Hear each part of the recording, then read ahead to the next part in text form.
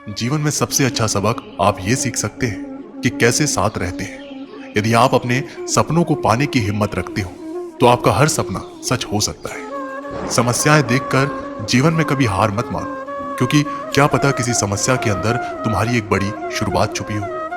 अगर कष्ट बड़ा है तो कामयाबी भी बड़ी ही मिलेगी। भीतर क्षमा हो, क्षमा निकलेगी। भीतर क्रोध हो तो क्रोध निकलेगा।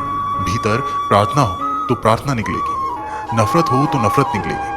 इसलिए जब भी कुछ बाहर निकाले तो दूसरों को दोषी मत ठहराना। आशा और विश्वास कभी गलत नहीं होते, बस ये हम पर निर्भर करता है कि हमने किससे आशा और किस पर विश्वास करना है। विचारों की खूबसूरती कहीं से भी मिले चुरा लो, क्योंकि चेहरे की खूबसूरती तो उम्र के साथ बदल जाती है, मगर विचारों की खूबसूरती हमेशा दिलों में अमर रहती है। जब हम कोई भी कार्य भगवान की याद में रहकर करते हैं तो उसमें भगवान की शक्तियां हमारी मदद करती है और हमारी सफलता निश्चित हो जाती है। अपनी परिस्थिति परमात्मा को सौंप दीजिए, क्योंकि जितना आप जीवन भर में कर सकते हैं उससे कहीं ज्यादा वह एक पल में कर सकता है। जिस इंसान को भगवान पसंद करते हैं ना, जिसे वह अपना खास बनाना चाहते हैं, उन्हें वो हमेशा असफल रखते हैं, हमेशा उनकी जिंदगी में मुसीबत डालते हैं। अगर आप हार रहे हो ना, तो बहुत बड़ा ये संकेत है आप भगवान के उन खास इंसानों में से एक हैं जिन्हें वे आगे पहुंचाना चाहते हैं। दुनिया में कुछ ऐसे इंसान होते हैं जिन्हें आप कितना भी प्यार मान सम्मान दो, फिर भी वो आपको धोखा ही देते हैं, क्योंकि आप लोगों की फितरत कभी नहीं बदल सकते। पत्नी पसंद से मिल सकती है, मगर माँ बाप पुण्य से मिलते हैं। उनकी परवाह मत करो जिनका विश्वास वक्त के साथ बदल जाए, परवाह सदा उनकी करो जिनका विश्वास आप पर तब भी बना रहे जब आपका वक्त बदल जाए। रिश्ते चाहे जो भी हो, मजबूर नहीं मजबूत होने चाहिए। जीवन में धैर्य अत्यंत महत्वपूर्ण है, क्योंकि ये बात हमेशा याद रखिए, बूंद बूंद पानी से ही घड़ा भरता है।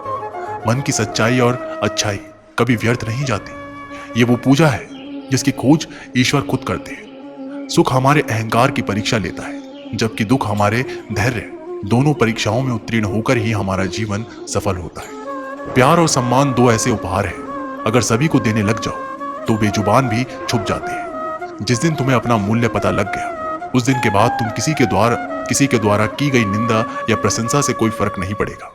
संपूर्ण संसार में दुख से बड़ा कोई मित्र नहीं, क्योंकि दुख ही है जो इंसान को ईश्वर की याद दिलाता है। अच्छे व्यक्ति को समझने के लिए अच्छा हृदय चाहिए, ना कि अच्छा दिमाग, क्योंकि दिमाग हमेशा तर्क करेगा और हृदय हमेशा प्रेम भाव रखेगा। सत्य केवल उन लोगों के लिए कड़वा होता है जो लोग झूठ बोलने के आदी हो चुके हैं।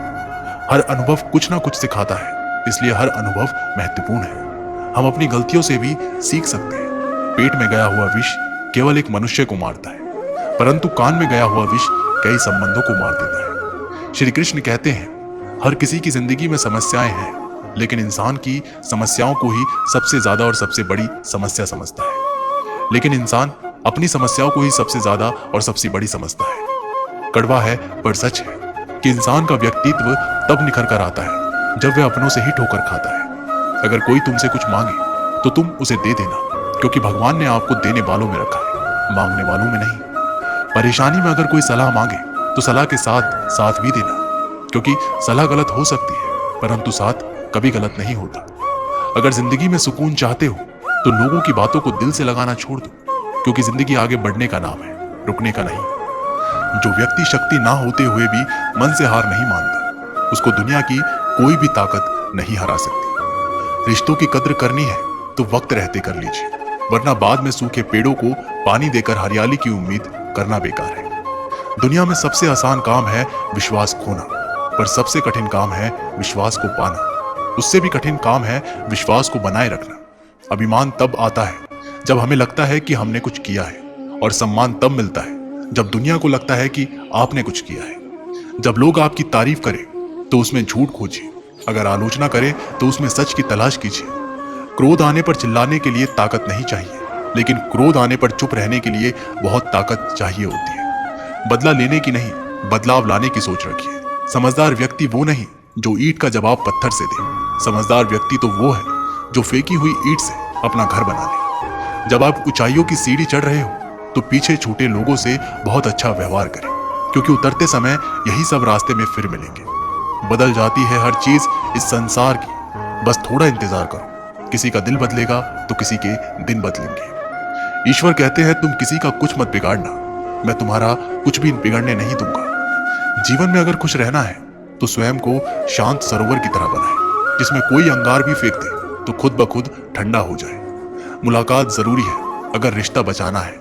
लगातार भूल जाने से तो पौधे भी सूख जाते हैं। अपनी नजर हमेशा उस चीज पर रखो जिसे तुम पाना चाहते हो, उस पर नहीं जिसे तुम खो चुके हो। इंसान को आदत है नहीं मिला तो सब्र नहीं करता, और मिल जाए तो कद्र नहीं करता। जिंदगी में सब लोग दोस्त या रिश्तेदार बनकर नहीं आते, कुछ लोग सबक बनकर भी आते हैं।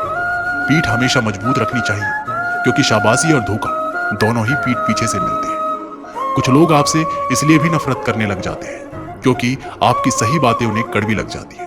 जो साथ रहकर भी किसी और के हो, वो दूर रहे तो ही अच्छा है। किस्मत सिर्फ मेहनत से बदलती है, बैठकर सोचते रहने से नहीं। सिर्फ उसी के सामने झुको, वह किसी के सामने तुम्हें झुकने नहीं देगा। श्री कृष्ण कहते हैं, करने दो जो आपकी बुराई करते हैं। ऐसी छोटी छोटी बातें तो सिर्फ छोटे लोग ही करते हैं। सिर्फ धोखा देना ही धोखा नहीं होता, लेकिन किसी के साथ अपनेपन का नाटक करना, ये बहुत बड़ा धोखा होता है। हिम्मत नहीं हारना, अभी बहुत आगे जाना है। जिन्होंने कहा था तुमसे नहीं होगा, उनको भी तो करके दिखाना है।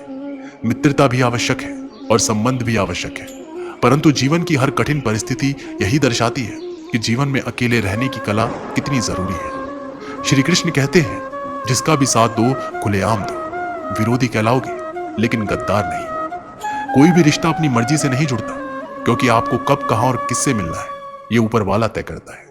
कहने वाले तो बिना सोचे समझे कुछ भी बोल देते हैं, लेकिन कभी यह सोचा है कि सुनने वालों पर क्या बीतती है।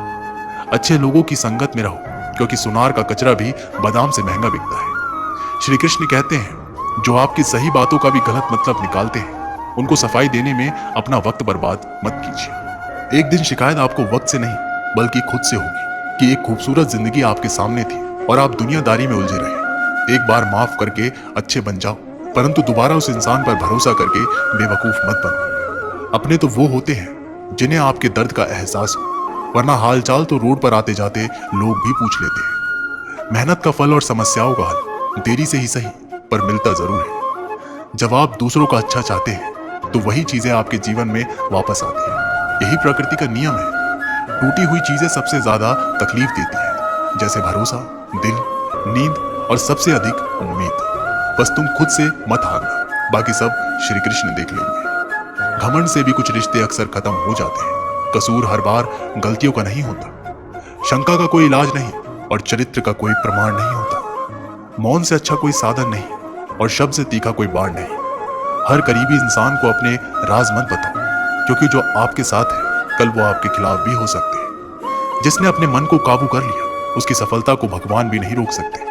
हृदय से जो दिया जा सकता है वो हाथों से नहीं, और जो मौन से कहा जा सकता है वो शब्दों से नहीं। जिन्होंने समय पर साथ दिया, उन रिश्तों की कद्र समय से भी ज्यादा करनी चाहिए। चुपचाप सहते रहो तो आप सबसे अच्छे हो, सच बोल पड़ो तो आपसे बुरा कोई नहीं। श्री कृष्ण कहते हैं, जो इंसान अच्छे विचारों और अच्छे संस्कारों को पकड़ लेता है, उसके हाथ में मानव पकड़ने की जरूरत नहीं पड़ती। वक्त जब न्याय करता है तो गवाहों की जरूरत नहीं पड़ती। माफी मांगने वाले हमेशा गलत नहीं होते। कुछ लोग झुक जाते हैं रिश्तों को बचाने के लिए। इच्छा पूरी नहीं होती तो क्रोध बढ़ता है, और पूरी हो जाती है तो लोभ बढ़ता है। इसलिए जीवन में हर परिस्थिति में धैर्य बनाए रखना ही श्रेष्ठ है। कई वर्षों पहले एक राज्य में मिदास नामक एक लोभी राजा राज करता था। उसकी एक बहुत ही सुंदर पुत्री थी जिसका नाम सुनैना था। मिदास अपनी पुत्री से बहुत प्रेम करता था, किंतु उससे कहीं अधिक उसे प्रेम सोने से था। उसके खजाने में सोने का भंडार था। उतना सोना दुनिया में किसी भी राजा के खजाने में नहीं था। इसके बाद भी खजाने में जितना सोना बढ़ता, राजा मिदास की लालसा उतनी ही बढ़ती जाती। उसके दिन का अधिकांश समय खजाने में रखे सोने को गिनने में ही निकल जाता था। सोने के गिलास में अक्सर वह अपनी पुत्री को अनदेखा कर देता था, पर दिन उसकी सोने की लालक बढ़ती जा रही थी, और अधिक सोना प्राप्त करने के हृदय से उसने एक बार अन्न जल त्याग कर ईश्वर की कठोर उपासना की। उसकी उपासना से प्रसन्न होकर ईश्वर ने दर्शन दिए और मनचाहा वरदान मांगने को कहा। मिदास बोला, हे ईश्वर, मुझे वरदान दीजिए कि मैं जिस भी वस्तु को छू वह सोने की बन जाए। ईश्वर मिदास की लालसा समझ रहे थे। वरदान देने के पूर्व उन्होंने पूछा, राजन, क्या ये वरदान मांगने के पूर्व तुमने अच्छी तरह से विचार कर लिया? हे ईश्वर, मैं इस विश्व का सबसे धनी राजा बनना चाहता हूँ। मैंने अच्छी तरह से सोच लिया है, मुझे यही वरदान चाहिए। कृपया मुझे वरदान प्रदान कीजिए। मिदास ने उत्तर दिया, तथास्तु।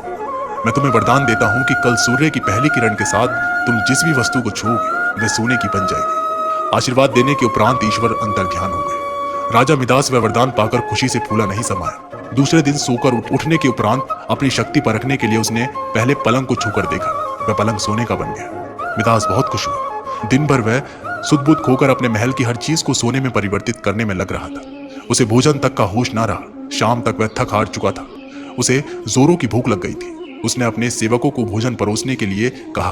भोजन परोसा गया, किंतु ये क्या, जैसे ही उसने भोजन को हाथ लगाया वह सोने में परिवर्तित हो गया। अब सोने को तो खाया नहीं जा सकता।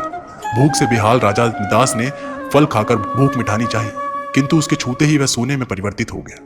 वह गुस्से से दिलमिला उठा और उठकर बाहर चला आया। बाहर टहलते हुए वह अपने महल के उद्यान में पहुंचा।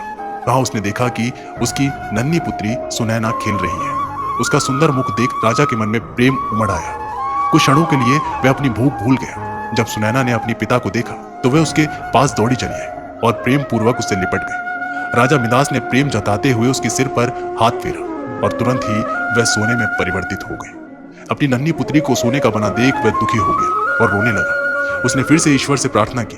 प्रार्थना सुनकर ईश्वर प्रकट हुए और उससे पूछा, राजन क्या हुआ, अब तुम्हें क्या वरदान चाहिए? मिदास रो रो कर कहने लगा, हे ईश्वर, मुझे क्षमा करें। सोने की लालसा में मेरी बुद्धि भ्रष्ट हो गई थी और मैं वरदान मांग बैठा, किंतु अपनी पुत्री को खोने के बाद अब मेरी आंखें खुल गई है। मुझे समझ आ गया है कि हर वस्तु अमूल्य है और उन सब में सबसे मूल्य है मेरी पुत्री।